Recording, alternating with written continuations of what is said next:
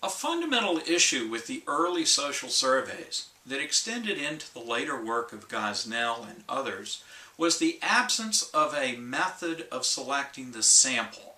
Surveys often were aimed at comprehensiveness and attempting to become complete enumerations or canvases of some population, but they inevitably fell short of complete coverage.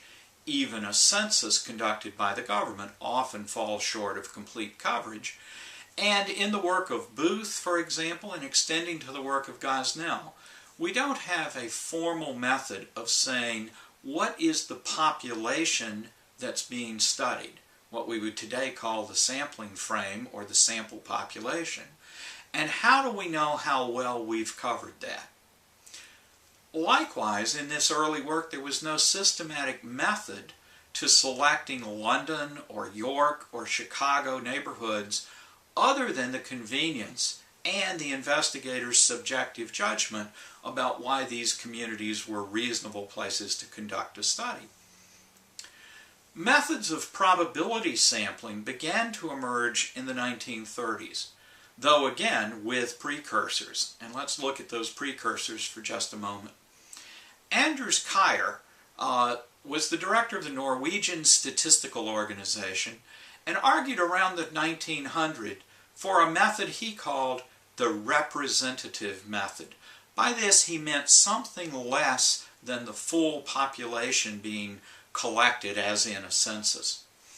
Speaking to the International Statistical Institute in 1900, many of whose members were themselves national census directors, Kyer argued for using less than the full population for data collection.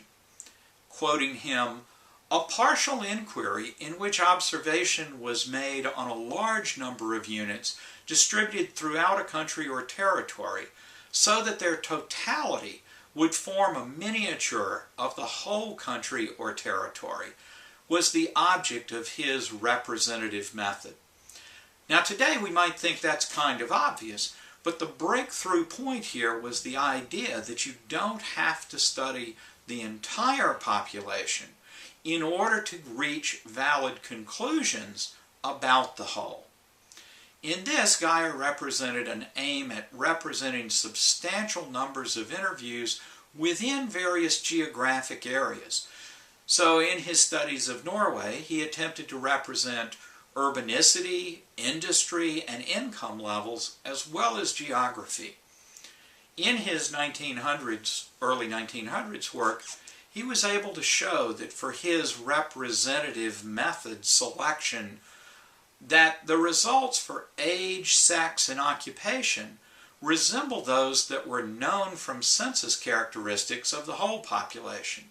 And so Kyer argued that he had direct evidence from this of the efficacy of his representative method, which was selected by geography and other factors, not sex and occupation and age, for example.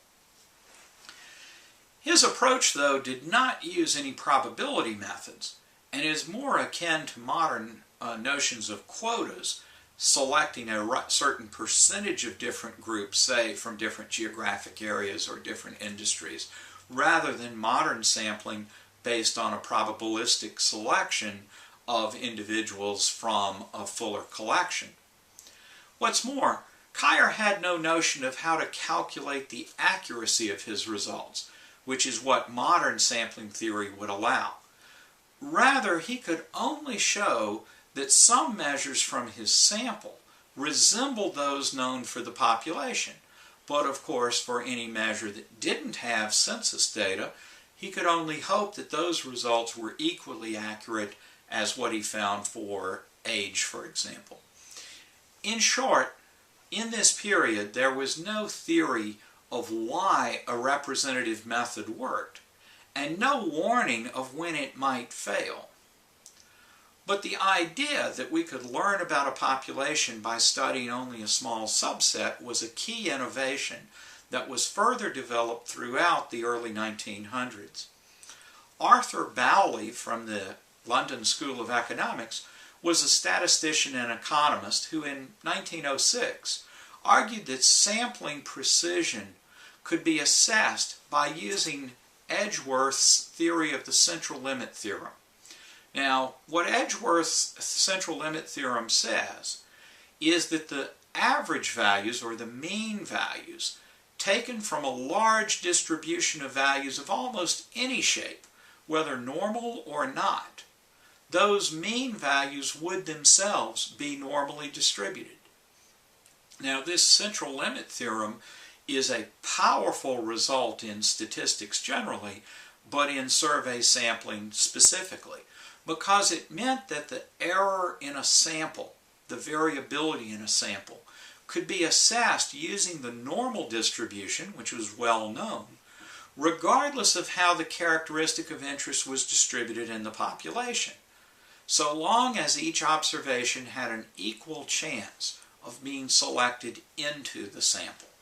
And so that provided the theoretical basis for random sampling and showed that it would be representative of a population, but also it provided a method of assessing the precision of a sample, which Kyer lacked, and this result brought sampling into the field of statistics, making it amenable to both the theory of statistics and the use of statistical methods for assessing reliability, variability, and margins of error, as we will later see were developed.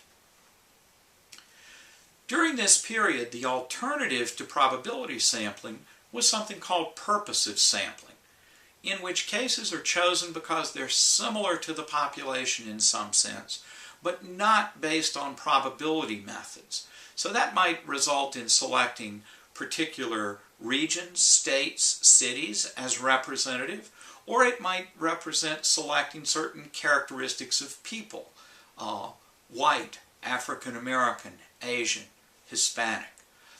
But both methods, probability methods and purposive methods, were considered contenders for these representative methods, studying a subset of the population, until the idea was ultimately destroyed by the statistician Jerry Neyman in 1934.